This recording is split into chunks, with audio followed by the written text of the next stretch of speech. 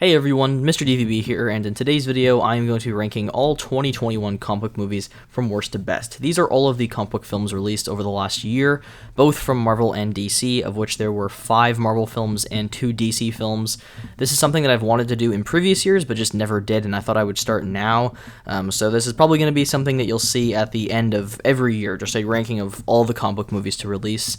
Only focus on Marvel and DC, like I said, though I realize there are some other movies that release that are technically based on comic books, but I'm not going to be including those. For this year, for example, there was The Kingsman and Snake Eyes, but I haven't seen either of them, and like I said, just want to focus more on the Marvel and DC side of things. I'm also not going to be talking about the Marvel TV shows in this video. I'll be ranking all of those in a separate video because there were quite a bit of them this year, and overall it was a pretty solid year for both companies in my opinion, and I thought it would just be fun to talk about all these movies. So with that being said, let's get into this list.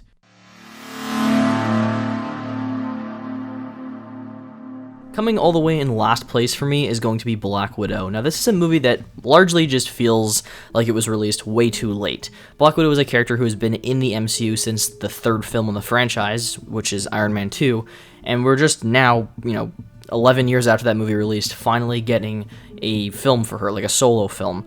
The movie takes place between the events of Civil War and Infinity War, which is kind of an interesting time for the character, I suppose, but I felt like this movie was just largely pointless. I don't really think they introduced a whole lot that was exciting for the MCU. There was a few new characters that were brought in, like Yelena, who I think was solid.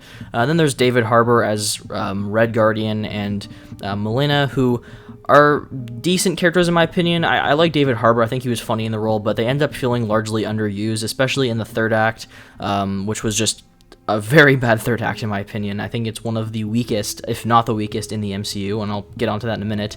But overall, yeah, just not really a whole lot happens in this movie. The story feels pretty, uneventful in my opinion.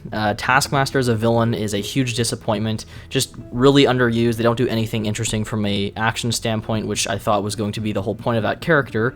The action in general in this movie was pretty disappointing. I thought there was a few decent sequences, like the really short bridge battle with Taskmaster and then the truck chase, but besides those two, everything else here is kind of just there, and Black Widow as a character honestly feels pretty overpowered in this movie.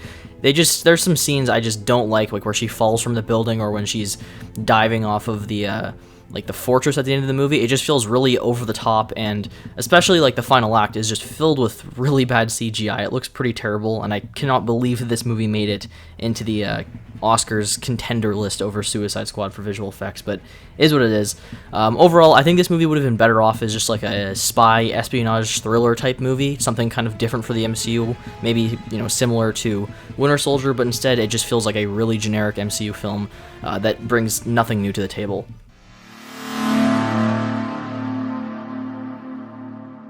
In 6th place for me is going to be Venom Let There Be Carnage. Now, I was debating whether or not I wanted this film to be placed here on the list or on the next spot, but I decided to put it in the 6th place. I actually just rewatched this film a couple of days ago now that I have it on 4K, and I will say this, I think this movie is a definite improvement over the first in most areas. I am not a fan of the first Venom movie, never have been. I always thought it was just really bad, and in my opinion, this movie improves on, a solid amount of things. I think the humor is definitely amped up, the dynamic between Eddie and Venom.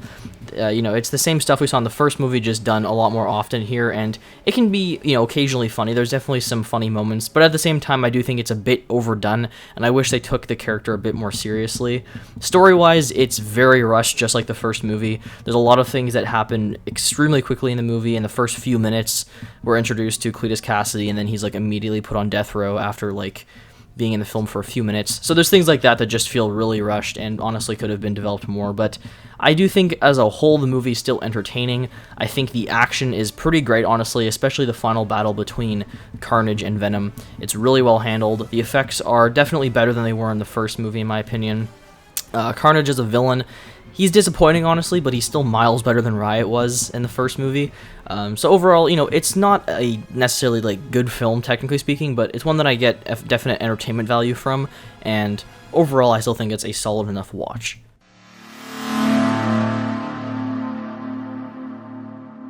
Coming in 5th place for me is going to be Eternals, which is probably the least I've ever been excited for an MCU movie in my life. The trailers did absolutely nothing for me. I found it to look quite boring, and especially the characters and just the concept of the movie did not grab me whatsoever. I still ended up seeing it because, it's an MCU movie, and I still want to see what they will do with these characters and whatnot, and I ended up finding the film to be kind of what I expected, but also in some ways, surprising. I do think the movie definitely stands out from the rest of the MCU. It's quite unique and different, which I admire. There's definitely issues with the movie, though. This is not, a great movie because it feels different for the franchise. It still has a lot of issues, but I will say visually, it's really nice looking. The cinematography here is gorgeous, and I think it largely comes from just the director they chose. There's some CGI issues, but I do think it's better looking than ShangChi, and especially better looking than Black Widow. But yeah, as far as the issues for the movie go, for me personally, I think the story is a bit overstuffed, and this, they have to explain a ton of things in this movie because they're introducing the Eternals, they're introducing the Celestials, there's a lot of stuff they have to discuss in this film, and because of that, there's a lot of really forced exposition scenes that do not feel very well written, in my opinion. The movie constantly jumps between two separate timelines, the past and the present, and it can get a bit chaotic and messy because of that, and this causes a lot of the characters to feel pretty underdeveloped and one note, in my opinion. There's only a few select characters who I would say stood out here. Thought Cersei was a decent protagonist, and I liked Icarus quite a bit, especially just the internal dynamic with this character. So I do think there's some characters here who are alright, but the rest of them, I honestly can't even tell you all of their names. Some of them are just very forgettable and are just kind of there in the movie, and you feel absolutely nothing for them when they die, because a few of the characters do die in this movie. But yeah, besides that, the action's pretty good. I think the score is great. It's definitely very unique sounding. It reminds me a lot of the Game of Thrones score, which makes sense, exact same composer.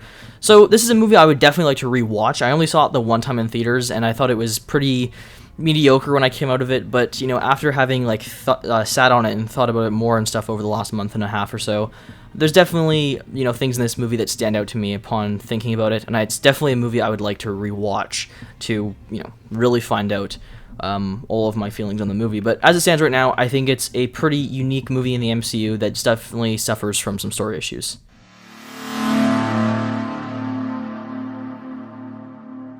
Moving into 4th place, this is another part of the list that I was a little bit hesitant with between having this here and the next one on this list, but I decided to put Zack Snyder's Justice League in 4th. This movie was one that fans were so happy to get. I personally, I was happy to have this film made just because the 2017 version was obviously majorly disappointing. The fact that it's not canon kind of made me lose some of my interest. It just made me less excited for the film, but I did end up thinking that it was really well made, and it's 100% a massive improvement over the 2017 cut. A lot of the characters are way more fleshed out here, in particular Cyborg, who is the center of this film's attention. He carries the emotional core and whatnot, and I really like what they do with his character here. He just gets way more development, and I think that the performance is really good from the main actor. The rest of the movie, though, the other characters I liked for the most part. There's a little bit of an inconsistency with this and the previous DCU films. I find that tonally, Zack Snyder, each of Zack Snyder's films feel wildly different in his universe, and so that can make it feel a little bit odd at sometimes, but I do think for the most part that it's well written. The film is very long. It's over 4 hours long. There is 30 minutes of kind of just additional scenes that I feel like if this was released theatrically would not be in the movie. For example, the scene with Joker and Batman, I think that was kind of just filmed, so fans could just have that scene to watch and admire and whatnot. I don't think it's something that would have been kept in the movie had it been released theatrically. If it was released theatrically, the other thing I could see being an issue with this movie is that there's no way they're going to release a 3.5 hour long film.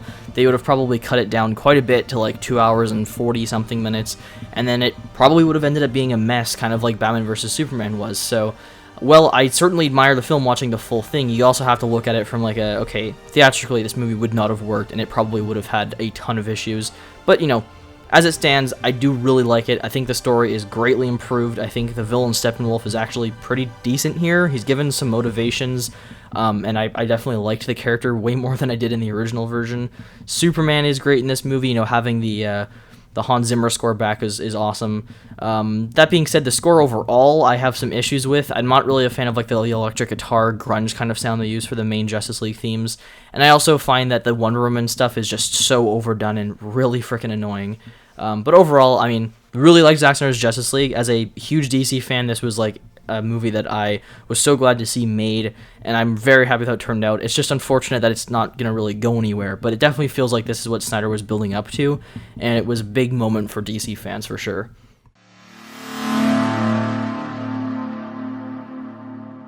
In third place is Shang-Chi and the Legend of the Ten Rings. This is a very fun movie with a story that feels, in my opinion, quite a bit more grounded for the MCU until its final act, which definitely amps up the stakes by including all of this like world-ending stuff. But for the most part, the movie actually feels quite grounded for the MCU, and I really like the story that they chose for this movie. Focused a lot on like family and just issues with the father and stuff in the movie. I thought it was really interesting. The tone can be a little bit goofy at times, and it can kind of affect certain moments. I think this does suffer a bit from like the MCU syndrome, where there's a really serious thing that goes down and they feel like they need to break that up with some comedy, and it is kind of annoying and intrusive at times. But for the most part, movie's really well made. Great choreography. I think that the action scenes are phenomenal here, especially just because they are implementing the martial arts style, and then you have all these long takes with, wide shots that aren't cutting a bunch or anything like that, so it's really well put together. Villain, like I said, Wenwu, I think he's one of the more interesting we've seen in the franchise, because he's not like pure evil, right? He's doing this out of like love and stuff, and it's interesting. I do like that they write these characters. I think the final act, like I said, it does get a little bit too chaotic in my opinion, but overall it's still solid. And just all the cultural aspects and stuff of this movie are quite fantastic, and it's just a really solid movie overall. Not perfect by any means, but I do really like it.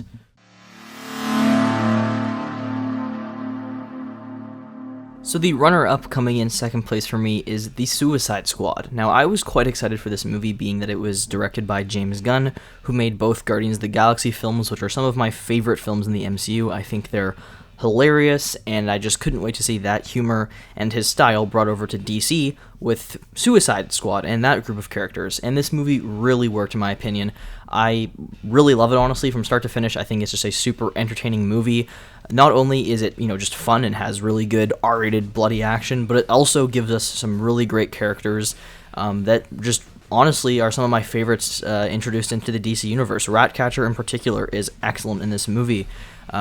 She carries the entire heart of this movie, and there's some fantastic moments with her, especially towards the end of the movie, that whole scene with the flashback of her and her father, and then all the rats taking on Starro. It's pretty great. There's a lot of awesome moments. I think Bloodsport, while he is very similar to Deadshot, and you could honestly just replace the two characters and their stories pretty much align, I do think Idris Elba is great in the role, and I honestly prefer him as a protagonist way more than Will Smith. I think he just works better for this kind of role. He's really good in the movie. John Cena as Peacemaker is quite funny. I think that there is characters who are definitely improved, like Rick Flag, for example, is awesome in this movie. Harley Quinn's a bit annoying here, honestly, and I don't quite love her in this movie. I do like the prison scene where she has that great action moment, but as a character, she's a little bit obnoxious in this movie and kind of got on my nerves. And in general, the humor is not the greatest in this movie, which was the most surprising thing about it, and definitely the worst aspect. Nowhere near as funny as the Guardians movies. I think for the most part, just because it's R, it just uses a lot of like humor like that I don't know, it doesn't really work in my opinion. I think the Guardians films are smarter with their humor than this movie was, but there's still a few decent moments. But yeah, the action and the characters are definitely where this movie shines, and it's just overall a really, really entertaining movie.